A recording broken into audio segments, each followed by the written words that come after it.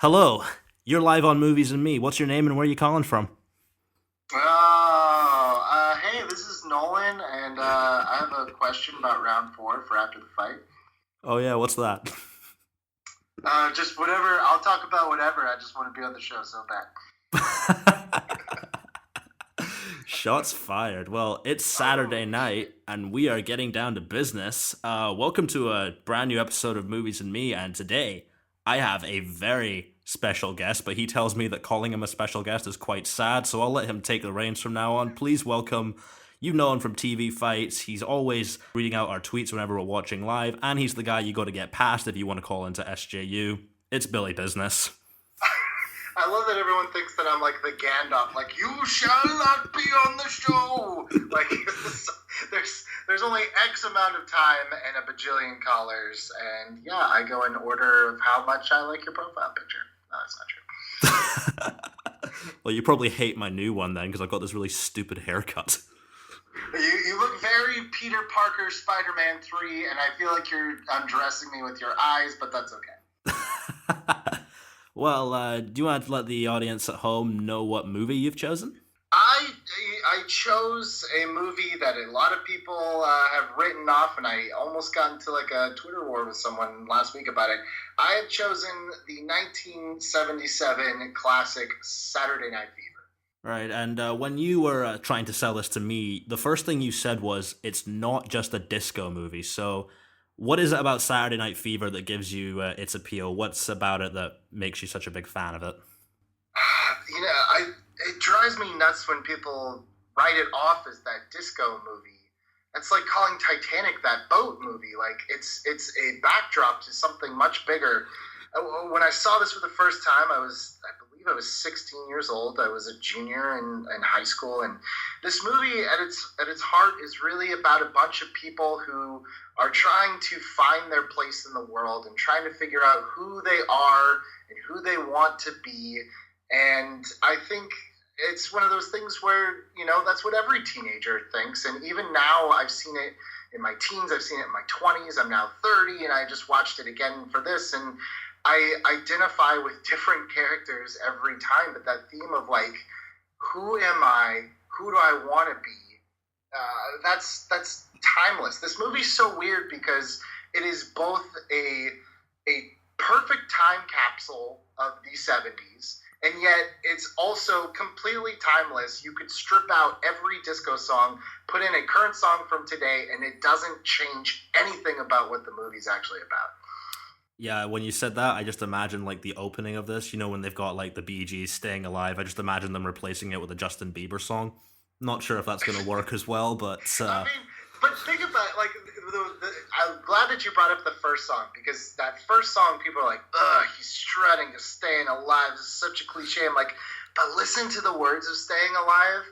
Very much like John Lennon's Help.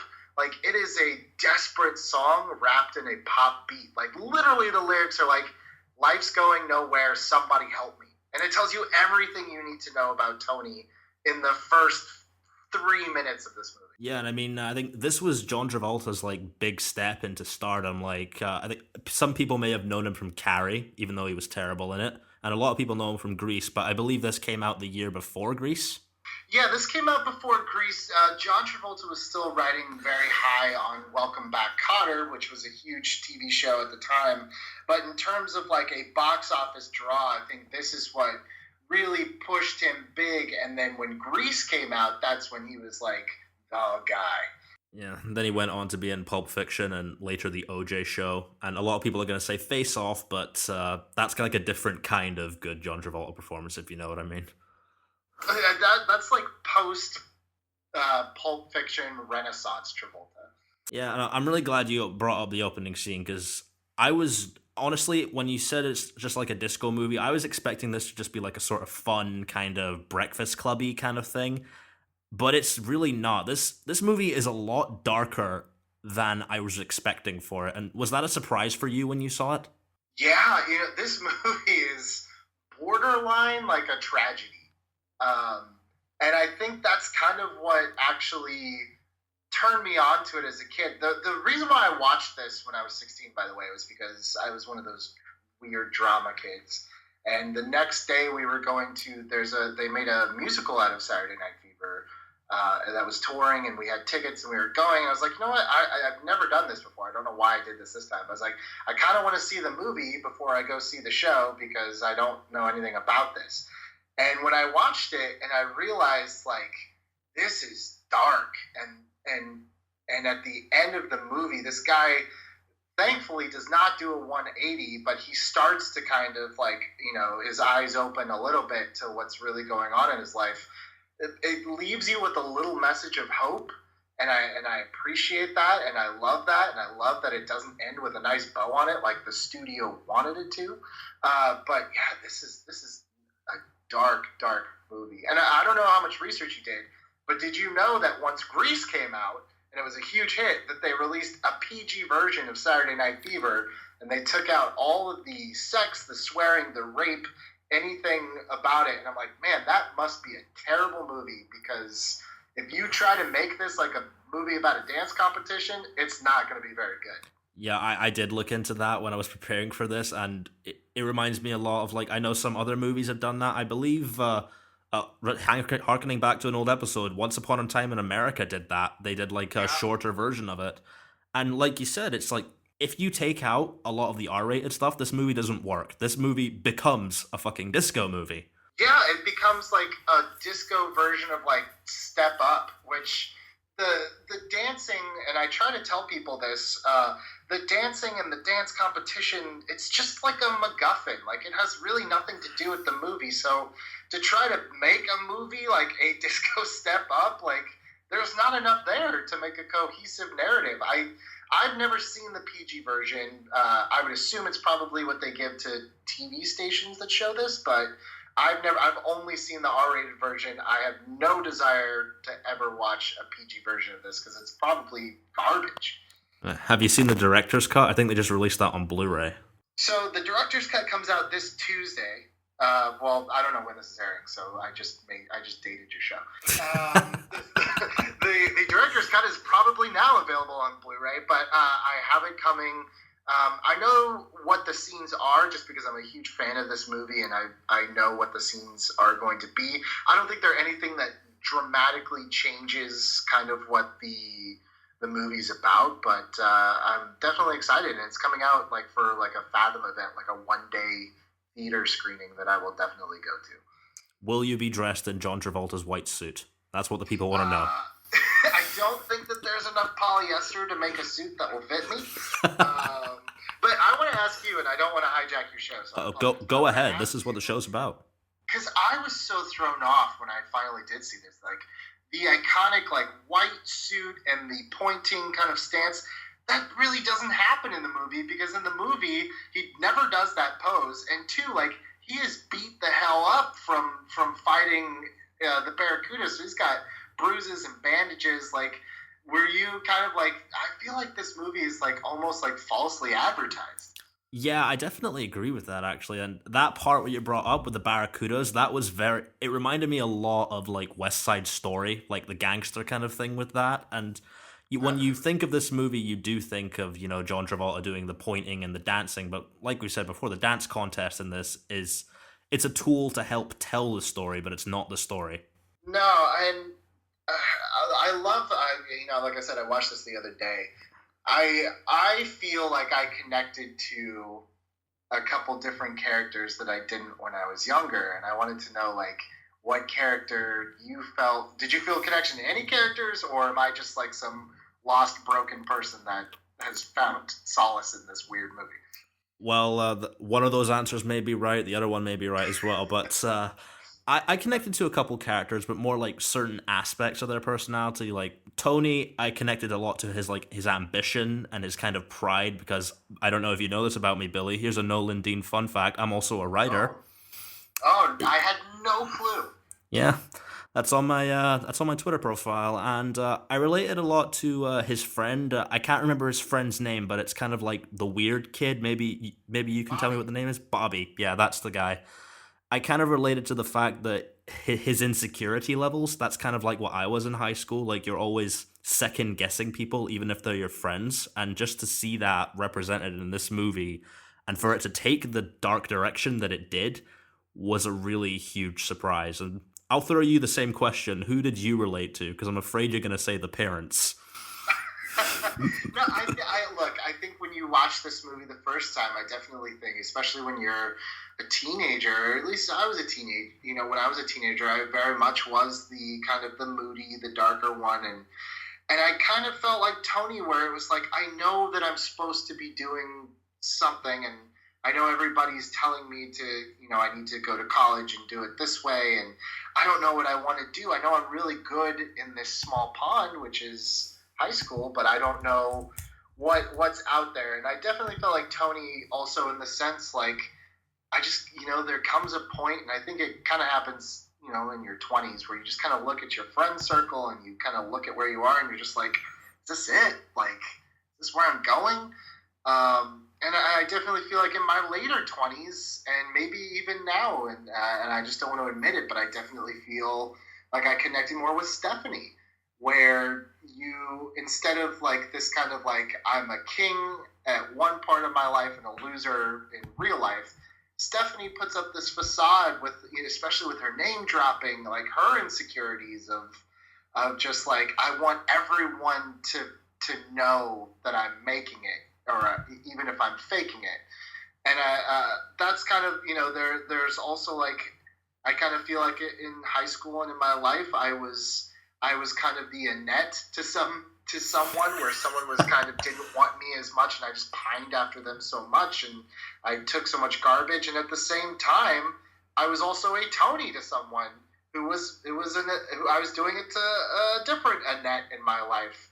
So that's why this movie is just so interesting to me, because all the characters are facing the same kind of identity crisis, and some of them have better turnouts than others, and some of them kind of have a tragic ending. Yeah, and speaking of tragic endings, this was the one part that really took me for a loop. And in the middle of the movie, we see like they're hanging out on a bridge, and there's a lot of tension here. Like, you think something bad's gonna happen, but it turns out they're just pulling a prank. But then that happens again right after the end of the movie, after Tony. Right up until this moment, I was rooting for Tony, but this kind of, after what he does here, it just felt like I'm finally seeing the kind of selfish guy he is underneath, despite how likable he's made to be, like, especially with the rape scene in the car. And Bobby takes his own life. And his line kind of brought it home for me, where it was like, you never called me. And I love small moments in movies like that. Is there anything in this thing that's like a smaller moment in the film that kind of gives you a big kind of meaning? I mean, definitely that scene is like, it's a heartbreaking scene. But there was another moment. This is tough to talk about, and hopefully I choose my words carefully. The rape of Annette, which is just, it's so tough to watch, but I think the director, John Badham, did an amazing job of playing that scene a lot through Tony. And when this is happening, there's a lot of close-ups of Tony's face. And I feel like this is where you start to really understand that Tony is understanding, like, this isn't right. Like, this can't be my life. And when Annette is raped and they're alone in the car, he's like, this is what you wanted.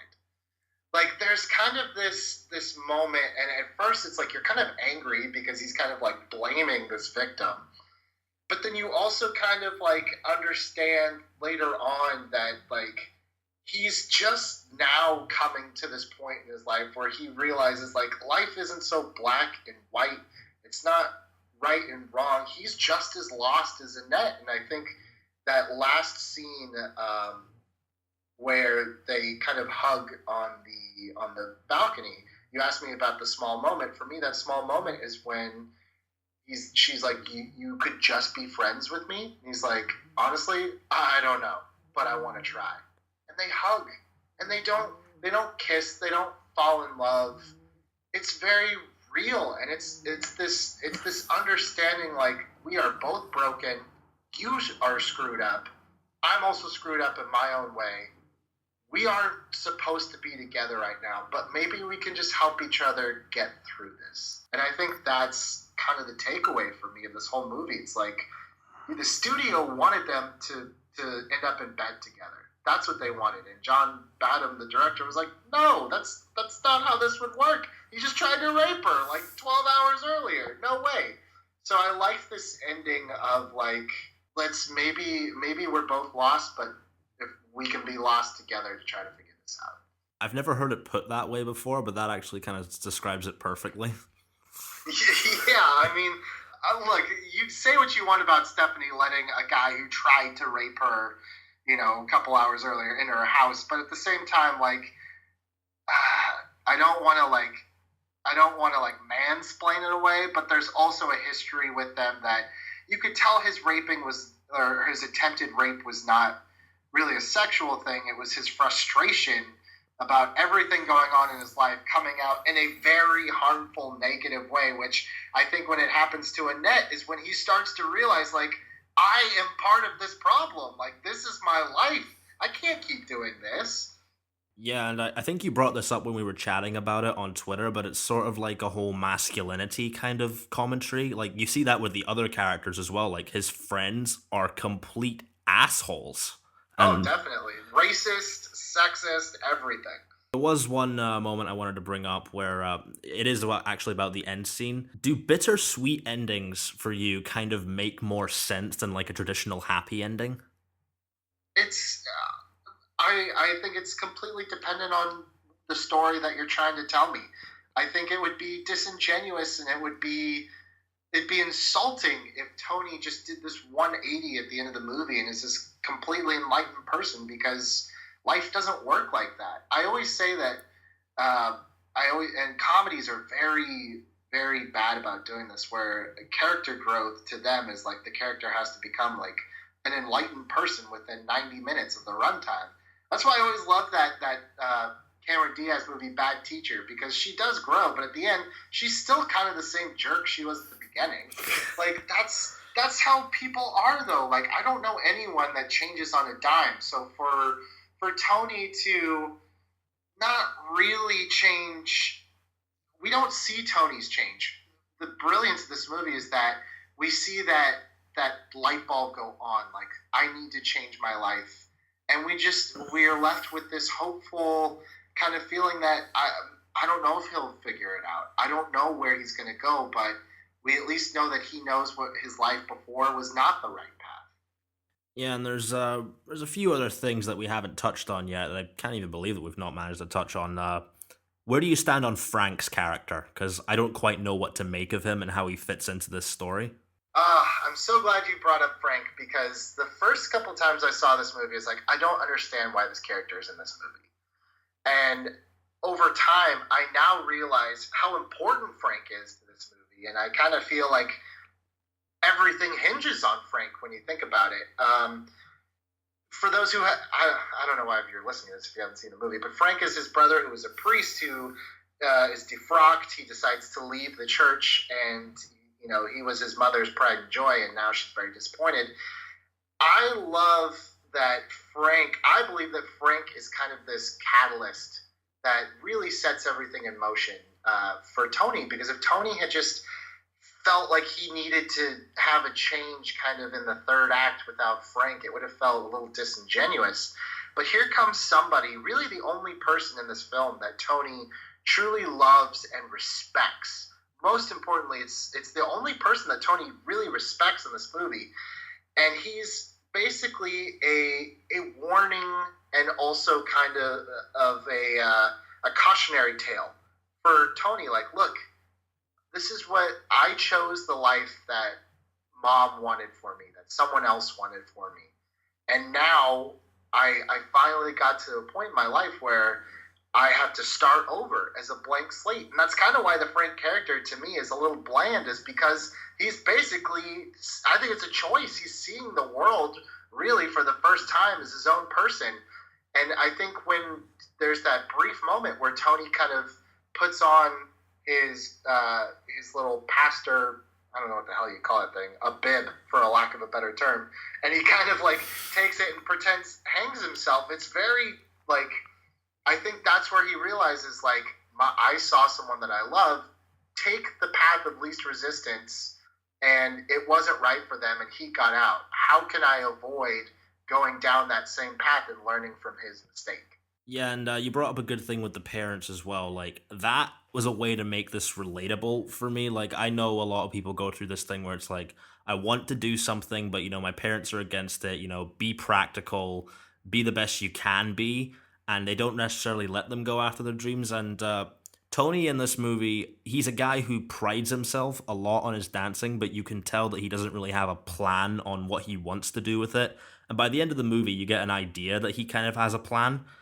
And with the addition of the parents in this movie, it's just like, I feel like that's what Tony could have become if he never reconciled with Stephanie at the end. Yeah, I think, and maybe this is me reading into it, but I think they very much push this idea that a safe, easy life for Tony would be to kind of take over that paint store because, the customers love him and he's so good at it, and the owner keeps telling him, like, you could have a future here.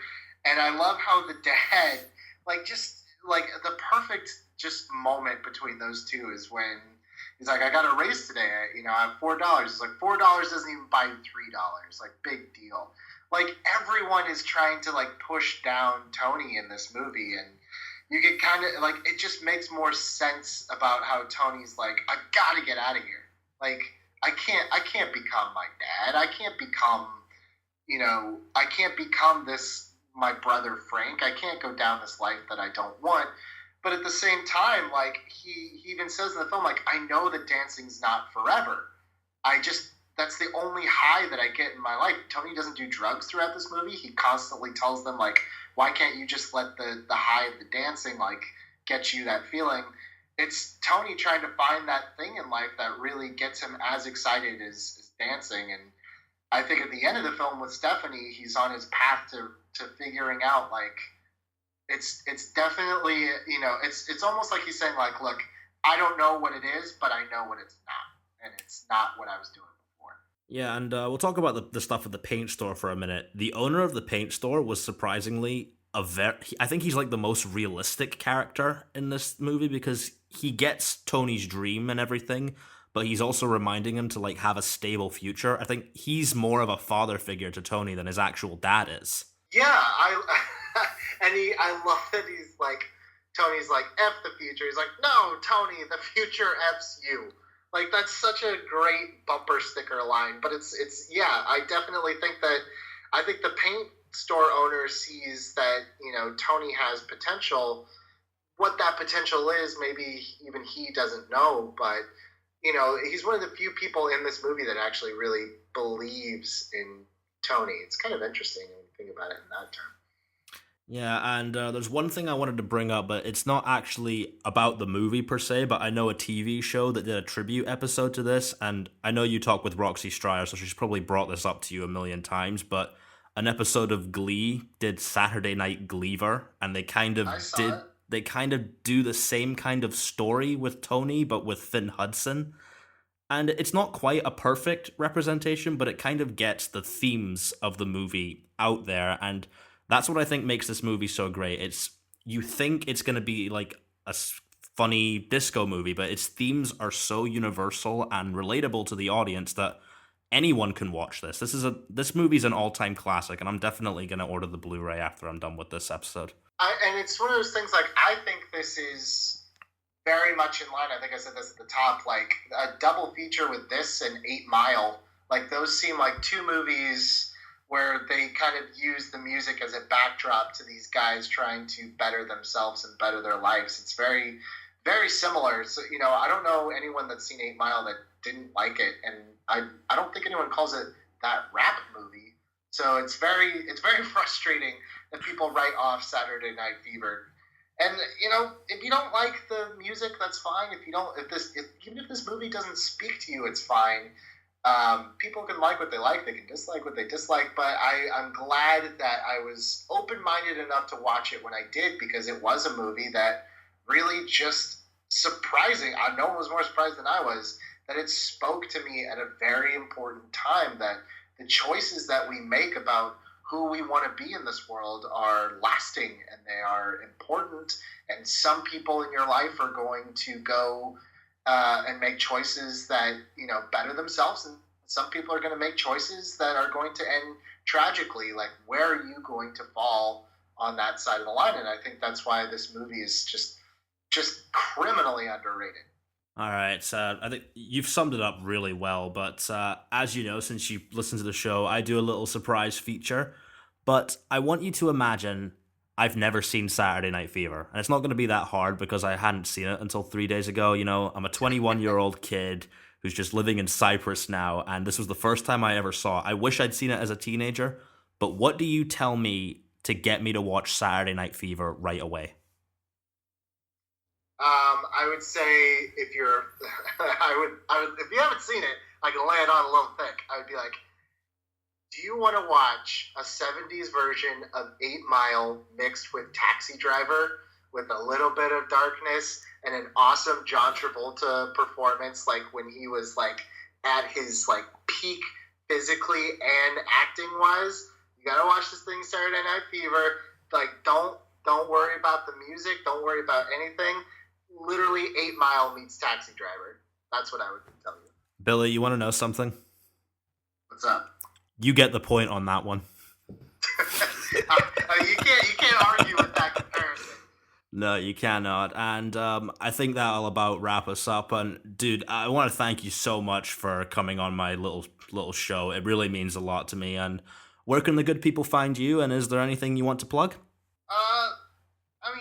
You can find me on Twitter at Billy A. Patterson. I'm usually talking with anyone who wants to shout at me. And this is something that I actually talked about. Instead of a plug, I almost want to do a PSA, and I would love for you to chime in. This is something I've been talking to you about for a long time. This is something that I've been talking with Lon, who also works at Screen Junkies, about. There are a lot of young film fans out there that I think are mistaking things like the Schmodown and movie fights, things that I love and I support 100%, as valid film analysis and criticism. It's not. It's a game. And I definitely think it's a fun game. Those are both great games. I love movie fights more than anything. That's how I was a very big fan of movie fights before I even worked at Screen Junkies. But it is a game, and I would hate for a generation or a group of young film fans to keep watching movies as if they are going to go and fight them. Like watching a movie, instead of experiencing the movie and let it speak to you if it does, you're just looking for criticisms, or you're just looking for points that you can defend instead of just soaking in the movie and talking and analyzing. There are great movies that I don't like. There are terrible movies that I do like. There's things all over the gamut, but I would just want to caution and remind people that those are games, and if you really want to, get into film criticism and analysis, you have to experience the movie. Don't watch it defensively, if that makes any sense. I think that's an incredible note to end off of. So once again, thank you so much for coming on this show, dude. It really means a lot to me. Thank you for having me. And I just like I came on this time, and I basically just told you I was doing it instead of you asking me. I'm telling you that I will do it again. Oh, fantastic. I'd love to have you back anytime. And if you guys are listening to this episode, please leave us a comment below or use the hashtag #MoviesAndMe to help continue the conversation. A little question for the viewers. Like Saturday Night Fever, what's a movie that you feel is misrepresented? Leave us a comment down below. And next week, host of Marvel Movie News, Coy Jandreau, is going to be joining me talking about Spider-Man in film, because we're getting ready for Spider-Man Homecoming, so really can't wait to get into that with him. I've been buzzed about that ever since it got announced. And if you like this episode, hit the subscribe button, and I will see you guys next time.